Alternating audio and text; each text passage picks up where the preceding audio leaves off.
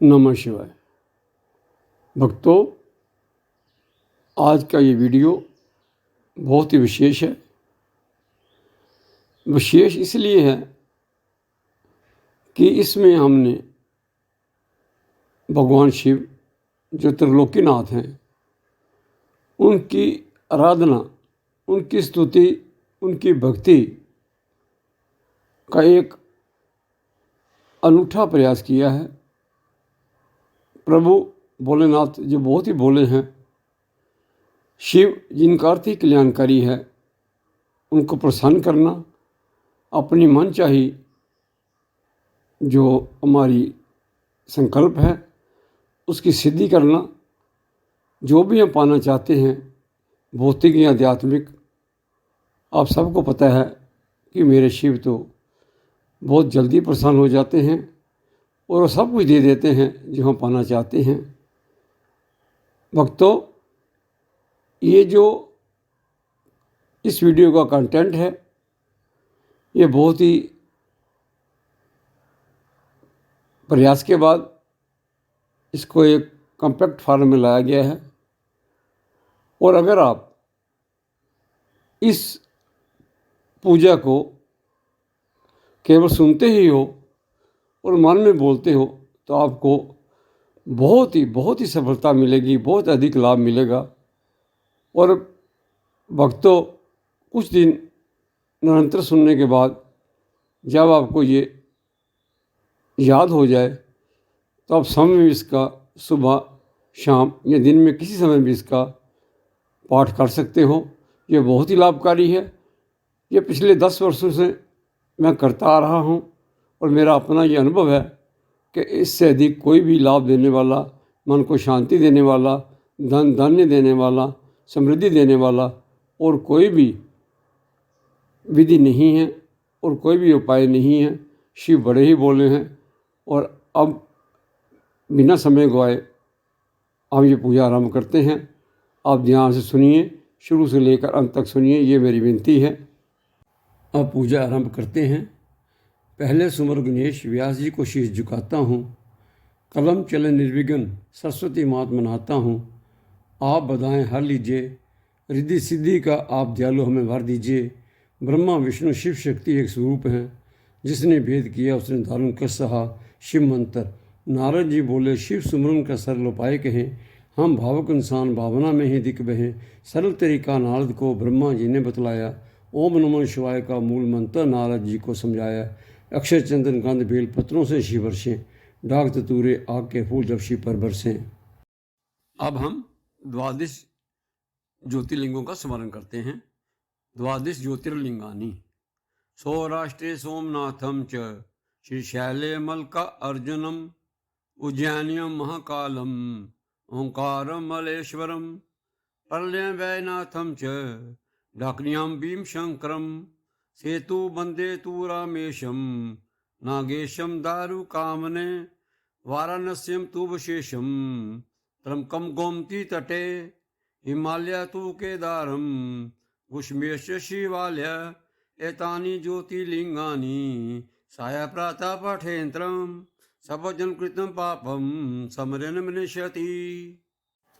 अब भगवान के श्री चरण कमलों का बखान करते हैं। साध्य है शिव पद, सेवा साधन है और भगवान शिव जी के श्री चरण कमलों की निरंतर एवं प्रेम पूर्वक सेवा करना महान साधना है। इस संसार में जितने भी जीव हैं, जितने भी प्राणी हैं, सभी अपने पूर्व जन्मों के कर्मों के प्रारब्ध के बल पर नाना प्रकार के दुख सुख सहते हुए 84 लाख योनियों में विचरते हैं। 84 लाख योनियों में से निकलते जब वो नाना प्रकार के कष्ट सहते हैं, रोग शोक ताप संताप सहते हैं, तब जब उनके पाप निमन होने लगते हैं, तब उन पर शिव की कृपा आने लगती है। और फिर शिव की कृपा जब आ जाती है तो शिव की कृपा के कारण वो इस पृथ्वी पर मनुष्य के रूप में जन्म लेते हैं।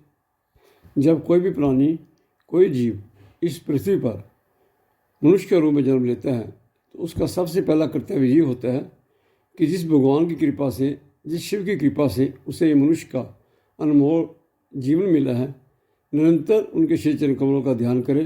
कानों से शिव लीला, शिव कथा, शिव महापुराण, भगवान शिव जी के नामों का श्रवण करे। वाणी वचन से शिव लीला, शिव कथा, शिव महापुराण, भगवान शिव जी के नामों का उच्चारण करे और मन से शिव लीला, शिव कथा, शिव महापुराण, भगवान शिव जी के नामों का मनन करे, क्योंकि वे परमेश्वर, सर्वेश्वर, ज्ञानेश्वर, सदा ही सुनने योग्य, कीर्तन करने योग्य हैं और मनन करने योग्य हैं। अतः बिना विलंब किए तुरंत शिव की भक्ति में जुट जाए। मनन क्या है? ब्रह्मा जी कहते हैं, शिव के रूप, गुण, नाम तथा उनकी लीलाओं से अपने जाप और पूजा द्वारा रुचि पैदा करना तथा निरंतर युक्तियों सहित अपने मन को उनके सन्मुख करना मनन कहलाता है। कीर्तन क्या है? पर ब्रह्म महादेव जी अथवा शंभु भगवान के नामों का बारंबार उच्चारण करना या जप करना ही कीर्तन है। श्रवण क्या है? ब्रह्मा जी कहते हैं, माँ भागवती संबंधित शब्दों का कानों से श्रवण करना ही सबसे उत्तम श्रवण है। सत्संग में बैठकर महादेव जी की कृपा से श्रवण और कीर्तन करके तब उसका मनन करना, ये सर्वोत्तम मनन है। भक्तों, राम जी निरंतर शिव जी का ध्यान करते हैं और शिव जी निरंतर राम जी का ध्यान करते हैं। और जब भगवान कृष्ण का प्राकट्य होता है तो तब शिव जी साधु का रूप धारण करके उनके दर्शन करने जाते हैं। तो सभी देव जो हैं एक दूसरे का ध्यान करते हैं। इसलिए हम आगे थोड़े से विस्तार से उसके बारे में वर्णन करेंगे और उन सब का ध्यान करेंगे, मनन करेंगे। पहले सुमर गणेश व्यास जी को शीश झुकाता हूँ। जीवा चले निर्विघ्न, सरस्वती महात्मा नहाता हूँ। अक्षरों, अनेक अर्थों, छंदों और मंगलों को करने वाली माँ सरस्वती और गणेश जी को मैं वंदना करता हूँ।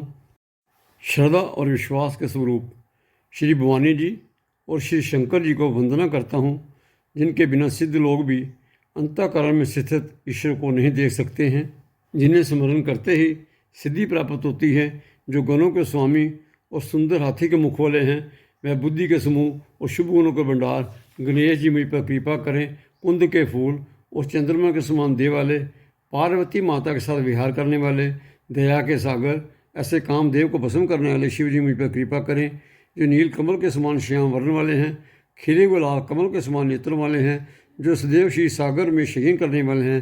वह भगवान हरि विष्णु भगवान नारायण में हृदय में निवास करें, जिनकी कृपा से गूंगा बोलने लग जाता है, बहरा सुनने लग जाता है और लंगड़ा दुर्गम पहाड़ पर चढ़ जाता है। वह कलयुग के संपूर्ण पापों को नाश करने वाले नारायण मुझ पर कृपा करें। पहले पृथ्वी के देवता ब्राह्मणों के चरणों कमलों में मैं वंदना करता हूँ, जो मोह से उत्पन्न सब संदेह को हर लेते हैं। फिर संत समाज को प्रणाम करता हूँ। सभी जड़ चेतन जीवों को मैं शिव में जानकर सबके श्री चरण कमलों में दोनों हाथ जोड़कर प्रणाम करता हूँ। देवता, दैत्य, मनुष्य, पक्षी, प्रेत, पितर, गंधर्व, किन्नर और निशाचर सब की मैं वंदना करता हूँ। मुझे अपना सेवक जानकर दयावान सब लोग अब निष्कपट होकर मुझ पर दया करें। मेरी बुद्धि बहुत ही नीच, चाह ऊंची और सुंदर है। मेरा भाग्य छोटा है, विलासा बड़ी है। मेरी कविता सभी गुणों से रहित है। इसमें केवल एक गुण है जो सबसे अलग है, वह ये है कि ये मेरे छोटे से मन की भावना है। मैंने जो भी लिखा है ये मेरे भाव हैं, जो मैंने शिव के श्री चरण कमलों में समर्पित किए हैं। गुरु एवं माता पिता रूप श्री पार्वती को मैं प्रणाम करता हूँ, जो दीना बंधु और नित्य मनोरथ को देने वाले हैं, जो श्री रामचंद्र जी के सेवक, स्वामी और सखा भी हैं और मेरे तो सब प्रकार से दोष रहित हित करने वाले हैं। मैं भगवान श्री कृष्ण जी की वंदना करता हूँ, जिनका दर्शन करने सदाशिव गोकुल में आए। भादो मास के कृष्ण पक्ष की अष्टमी की मध्य रात्रि के समय कमल नयन चतुर्भुज भगवान नारायण बालक का रूप धारण करके वसुदेव देवकी के समक्ष प्रकट हुए। सदाशिव मेरे प्रभु, जिन श्री कृष्ण जी के दर्शन हेतु गोकुल आए, मेरा रोम रोम उनको प्रणाम करता है। मैं अपने रोम रोम से शिव नाम जप कर पुलकित हो रहा हूँ। शिव पार्वती जी मुझ पर प्रसन्न होकर इस कथा को आनंद देने वाली बनाएंगे। स्वप्न में भी सचमुच जो मुझ पर महादेव जी, माँ पार्वती की कृपा आती है तो मेरी कविता का प्रभाव सत्य होगा और सदाशिव माँ पार्वती मुझ पर अनुग्रह करेंगे, मुझे दर्शन देंगे। मेरी अंतिम इच्छा प्रभु दर्शन की पूर्ण होगी। मैं बार बार प्रभु चरणों में ध्यान लगाकर शिव कथा का बखान करता हूँ, जिनकी गोद में हिमाचल सुता पार्वती जी, मस्तक पर गंगा जी, ललाट पर जित का चंद्रमा, कंठ में हलाल विष और वक्ष स्थल पर सर्पना शेर जी सुशोभित हैं। वह भस्म से विभूषित, देवताओं में श्रेष्ठ, सर्वेश्वर, संहारकर्ता, सर्वव्यापक, कल्याण स्वरूप, चंद्रमा के समान शुभ वरण श्री शंकर जी मेरी सदा रक्षा करें। हे परमपिता परमात्मा, हे भोलेनाथ, हे प्रभु, हे देवों के देव महादेव, प्रभु मैं आपके दिव्य स्वरूप, अलौकिक स्वरूप, जिसमें प्रभु आप कैलाश पर्वत पर माता उमा के साथ विराजमान हैं। प्रभु आप सकल जगत के पिता हैं, आप ही ब्रह्म हैं, आप ही विष्णु हैं, आप ही शिव हैं, आप ही शक्ति हैं। हे प्रभु मैं आपके इस अलौकिक दिव्य स्वरूप को कोटि कोटि बार नमन करता हूँ। कैलाश की अनुपम शोभा का बखान करना कठिन है। कैलाश पर्वत पर हर ओर सुंदर सुंदर फूल खिले हैं, चारों ओर बसंत ऋतु छाई है, सभी छोटे बड़े जीव निर्भय होकर इधर उधर विचर रहे हैं। मेरे प्रभु और माँ पार्वती की सुंदर छवि का बखान समय भगवान शेषनाग जी, जिनको सहस्रों सहस्रों मुख हैं, वह भी नहीं कर सकते। माँ सरस्वती भी जिनके गुणों का बखान करने में संकोच करती हैं, जिनका ध्यान हर समय हरिविष्णु भगवान नारायण करते हैं, मैं उनको कोटि कोटि बार नमन करता हूँ। मैं भगवान श्री कृष्ण जी, जिनके प्राकट्य होने पर मेरे प्रभु साधु का रूप धारण करके उनके दर्शन हेतु गोकुल में आए, मैं उन कृष्ण एवं राधा रानी के चरण कमलों में कोटि कोटि बार नमन करता हूँ। भगवान श्री विष्णु जी के सभी अवतारों को कोटि कोटि बार नमन करता हूँ। ब्रह्मा विष्णु और शिव शक्ति में कोई अंतर नहीं है। जो अज्ञानी में अंतर करता है वह दारुण का सहता है। मैं महामयी लक्ष्मी, महामयी काली, महामयी सरस्वती जी और शक्ति के 108 अवतारों को कोटि कोटि बार नमन करता हूँ। मैं 33 कोटि देवी देवता, सभी यक्ष गंधर्व राक्षसों को भी नमन करता हूँ। मैं सभी संतों, ऋषि मुनियों, धर्मस्थलों, तीर्थस्थलों, पवित्र नदियों, सागरों, जड़ चेतन, गोचर दिखाई देने वाले, ना दिखाई देने वाले सभी को नमन करता हूँ। ना मेरे प्रभु शिव का आगमन होता है और ना ही मेरे प्रभु कहीं गमन करते हैं। मेरे शिव तो कण कण में बसते हैं। बस एक बार पुकारो तो सही। जब हमारे मन में कोई विचार नहीं होता तब शिव हमारे मन में बसते हैं। मेरे प्रभु के स्वरूप का विस्तार इतना है कि कोटि कोटि ब्रह्मांड मेरे प्रभु के एक रोम में समा जाएं। शिव का तेज इतना है कि कोटि कोटि सूर्यों का प्रकाश भी मेरे शिव के प्रकाश के आगे कम लगता है। मेरे प्रभु का न आदि है, न मध्य है और न ही अंत है। मेरे शिव अनादि हैं, मेरे शिव अनंत हैं, मेरे शिव सर्वत्र हैं, मेरे शिव सर्वज्ञ हैं, मेरे शिव अविनाशी हैं, जन्म मृत्यु से रहित हैं, अकाल पुरुष हैं, मेरे शिव काल के भी महाकाल हैं। मेरे भोले के इस स्वरूप का ध्यान करने मात्र से, चिंतन करने से, प्रभु के गुणों का बखान मात्र करने से, श्रवण मात्र करने से ही जीव जन्म जन्म के पापों से, रोगों से, शोक से, ताप से, भय से मुक्त हो जाता है।